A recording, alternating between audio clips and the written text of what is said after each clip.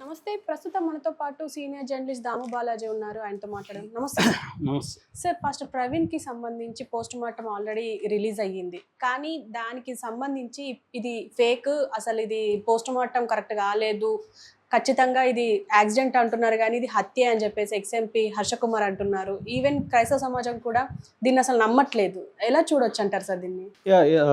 ఆయన చనిపోయి 18 రోజులైంది నిన్నటికి. సో నిన్న అక్కడ IG Ashok Kumar and SP Narasimha Kishore ఇద్దరు కూడా సీసీటీవీని ప్రదర్శిస్తూ అట్లాగే పోస్ట్ మార్టం రిపోర్టు, తర్వాత forensic science lab report, pathology report ఇవన్నీ కూడా ప్రెస్ ముందు పెట్టి వాళ్ళు డీటెయిల్గా ఎక్స్ప్లెయిన్ చేశారు. ఇతను బయలుదేరిన దగ్గర నుంచి చనిపోయే వరకు దాదాపు 13 గంటల జర్నీలో ఏం జరిగింది అనేది వాళ్ళు స్టెప్ బై స్టెప్ చెప్పారు. వాళ్ళు చెప్పింది ఏంటంటే ఓవరాల్గా 500కి పైన సీసీటీవీ ఫుటేజ్ని కలెక్ట్ చేసాము.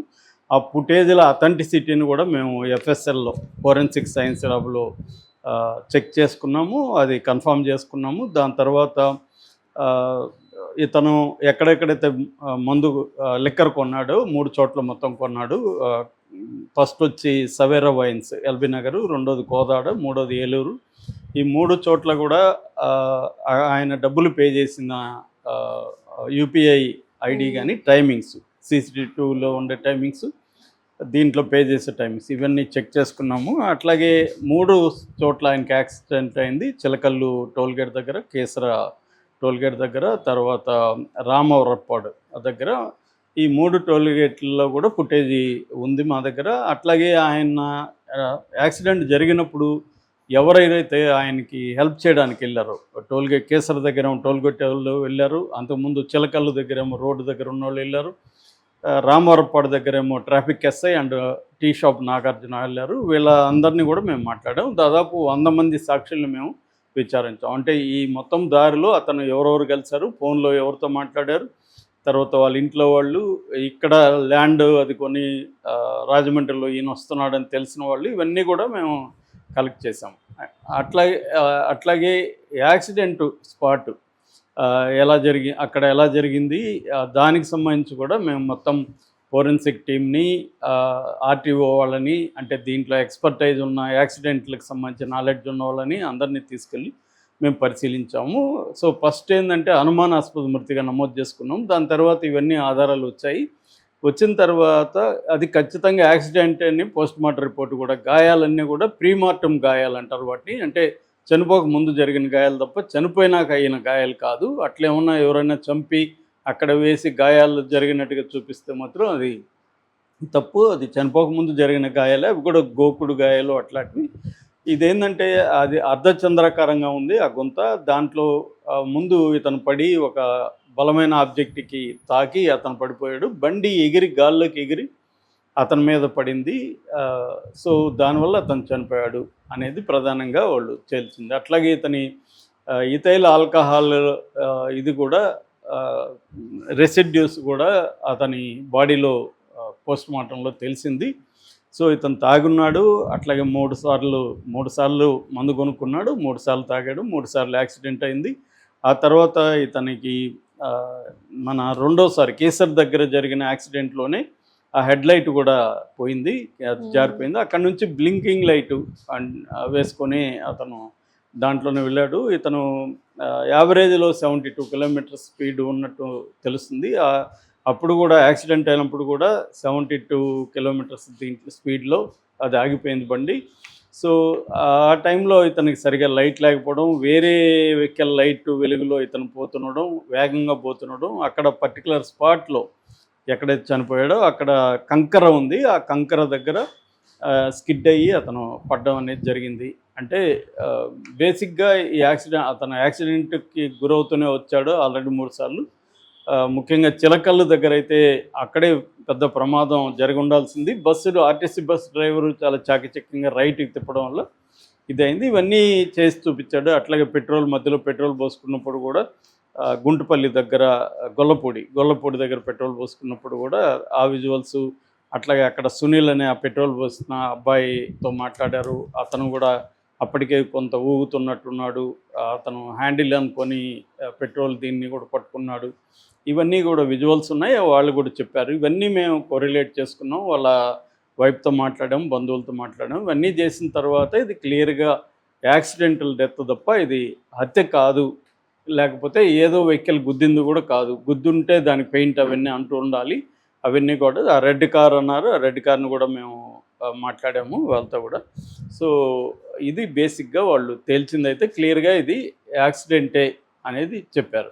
అయితే దీన్ని గట్టిగా ముందు నుంచి కూడా హర్ష కుమార్ లాంటి వాళ్ళు వ్యతిరేకిస్తున్నారు. నిన్న కూడా హర్ష కుమార్ ఒక టీవీ ఛానల్తో ఇంటర్వ్యూ ఇచ్చాడు. అతను ఏం చెప్తున్నాడంటే ఇది కంప్లీట్గా అబద్ధాలు చెప్తున్నారు, ఇవన్నీ చూస్తుంటే నాకు అసలు ఈ ప్రభుత్వమే చంపించిందా ఇతను అన్న డౌట్ వస్తుంది. ఎందుకంటే ఇతను విజయవాడ వరకే మనకి ప్రవీణ్ని మనం చూస్తున్నాం, విజయవాడ నుంచి ప్రవీణ్ కాదు అతను. విజయవాడలో అతను చంపేశారు, ఆ తర్వాత అతనిలాగా హెల్మెట్ అవన్నీ వేసి ఇంకొక అతన్ని పెట్టి చేశారు. ఆ తర్వాత నుంచి విజువల్స్ చూస్తే అప్పటి వరకు చాలా యాక్టివ్గా మంచి బాడీ ఫిజిక్ అంత బాగుంది, అక్కడి నుంచి బొజ్జ, పొడవు కాళ్ళు ఇవన్నీ వచ్చేసాయి. సో అక్కడి నుంచి మనిషి మారిపోయాడు. ఆల్రెడీ అక్కడిని చంపేసి అక్కడి నుంచి తీసుకొచ్చి వేశారు. అందుకని స్పాట్లో 11:42కి ఫుటేజ్ చూపిస్తున్నారు, కానీ మార్నింగ్ వరకు ఎందుకు ఫుటేజ్ చూపించట్లేదు అక్కడ, దాని తర్వాత ఏంటనేది ఫుటేజ్ చూపించట్లేదు. సో ఇదంతా గవర్నమెంటే చేసింది అనేది అతను ప్రధానంగా ఆరోపిస్తున్నాడు. దీన్ని కవర్ చేయడానికి విచ్చేస్తున్నారు. నేను రాహుల్ గాంధీతో మాట్లాడి సెకండ్ పోస్ట్ మార్టం చేయించి ఈసారి హైదరాబాద్లో కేసు పెట్టిస్తాను, అక్కడ ముఖ్యమంత్రికి రాహుల్ గాంధీ దగ్గర చెప్పించి హైదరాబాద్లో కేసు పెట్టి, గతంలో కూడా నేను ఇలాగ చేశాను, రీపోస్ట్ మార్టం చేశాను, ఇప్పుడు కూడా నేను రీపోస్ట్ మార్టం చేయిస్తాను అనేది అతను ప్రధానంగా ఆరోపిస్తున్నాడు. అయితే అతనికి నోటీసులు కూడా పోలీసులు ఇచ్చారు 2-3 సార్లు. సో మీ దగ్గర ఆధారాలు ఉంటే, మీరు హత్య అని నమ్మడానికి ఆధారాలు ఉంటే మాకు ఇవ్వమని పోలీసులు, ఈయనకే కాదు ఎవరైనా హత్యను నమ్మే వాళ్ళు ఉంటే దానికి సంబంధించి మాకు ఆధారాలు ఇవ్వండి, మేము దాన్ని కూడా విచారిస్తామని చెప్పారు. ఎవరు 10 రోజులు చూసాము, ఎవరు రాలేదని కూడా ప్రవీణ్ కుమార్ రాయ్జీ చెప్తున్నారు. సో దీని తర్వాత ఏంటంటే చాలామంది, వీళ్ళ సిస్టర్ కూడా ఒక ఆవిడ యూరోప్లోనే ఎక్కడ ఉంటుందో, ఆమె కూడా టీవీ ఛానల్తో, మన ఛానల్తో కూడా మాట్లాడింది. ఆమె కూడా అనుమానాలు ఎక్స్ప్రెస్ చేస్తుంది. అంటే కొంత వాళ్ళ భార్య కావచ్చు, లేకపోతే వాళ్ళ బ్రదర్ కావచ్చు, వాళ్ళైతే ఏమి అనుమానాలు వ్యక్తం చేయట్లేదు, ఇది హత్య అని వాళ్ళు మేము నమ్ముతున్నామని వాళ్ళు చెప్పట్లేదు. అంటే దగ్గర బంధువులు ఎవరు చెప్పట్లేదు. కానీ చాలామంది పాస్టర్లేమో ఇప్పటికి కూడా ఇది హత్య అని హర్ష కుమార్ చెప్పిన థియరీనే వాళ్ళు చెప్తున్నారు. దానికి సంబంధించి అనేక లాజిక్లు వాళ్ళు మాట్లాడుతున్నారు. అక్కడ ఇతను వేసుకున్న గ్లాసులు పగలలేదు, బండి హెల్మెట్ ఏమీ కాలేదు, హెల్మెట్ లోపల ఉంటే ముఖానికి ఎలా దెబ్బలు తగిలాయి, అక్కడ పడితే చచ్చిపోయేంత లోతు లేదు, అది జస్ట్ మెయిన్ రోడ్ నుంచి లోపలికి 7 అడుగులే ఉంది, ఆ స్పాట్లో 2 అడుగులు కూడా లేదు. ఇవన్నీ హర్ష కుమార్ కూడా అక్కడ వీడియో తీసి అతను దిగి కూడా చూపించాడు. రెండోది ఇంకొక ఛాలెంజ్ కూడా ఇప్పటికి కూడా చేస్తున్నాడు హర్ష కుమార్, నేను అదే వేగంతో అదే టైంకి వెళ్ళి పడతాను అక్కడ, నేను చచ్చిపోవడానికి రెడీ, నేను చచ్చిపోతానో లేదో చూద్దామని కూడా అంటున్నాడు. సో ఇదంతా ఏమైందంటే ఇప్పటికి కూడా మెజారిటీ ప్రజలైతే ఇది యాక్సిడెంటే అని అయితే నమ్ముతున్నారు. ఎందుకంటే క్లియర్గా మనకి చాలా సిస్టమేటిక్గా, అయితే నేను కూడా ఇంత సిస్టమేటిక్గా పోలీసులు వర్క్ చేయడం చూడలేదు. ఎందుకంటే ఇది ఎందుకు చేయాల్సి వచ్చిందంటే వాళ్ళకి కూడా ప్రెజర్ ఉంది వాళ్ళ మీద, ఇది హత్య అని చెప్పి విపరీతంగా ప్రచారం చేస్తున్నారు కాబట్టి హత్య కాదా అనేది తేల్చడానికి వాళ్ళు కూడా అన్ని సైంటిఫిక్ ఆధారాలు, హ్యూమన్ రిసోర్సు, తర్వాత సర్కమ్స్టాన్షియల్ ఎవిడెన్సు, ఎక్స్పర్ట్ల ఒపీనియన్స్ ఇవన్నీ తీసుకొని వాళ్ళు ఒక ఆర్గనైజ్గా చేయడానికే ఇంత టైం పట్టింది. ఎందుకంటే మామూలుగానే ఫోరెన్సిక్ సైన్స్ ల్యాబ్ రిపోర్ట్స్ రావడానికి టైం పడుతుంది వాళ్ళు, ఎందుకంటే 500 పైన సీసీటీవీ ఫుటేజ్లంతా కూడా వాళ్ళ అథెంటిసిటీని కన్ఫర్మ్ చేసుకోవాలి, వీళ్ళతో అంతా మాట్లాడాలి. కాబట్టి ఈ 18 రోజులు అనేది పెద్ద విషయం కాదు ఇన్వెస్టిగేషన్కి, వాళ్ళు నిజానికి వేగంగా చేసినట్టే. కాకపోతే ఈ డౌట్లు వచ్చే వాళ్ళు చాలామంది రకరకాల ప్రశ్నలు లేవనెత్తున్నారు. అదేంటంటే మరి వీళ్ళు ఇప్పుడు పెట్టిన ఫుటేజే అంతకుముందే వారం ముందే తెలుగుదేశానికి సంబంధించిన ఛానల్స్లో ఎట్లా లీక్ అయింది, అప్పుడేమో అశోక్ కుమార్ గారు మేము ఇవ్వలేదన్నాడు, మరి అదే ఫుటేజ్ ఇప్పుడు వీళ్ళు పెడుతున్నారు.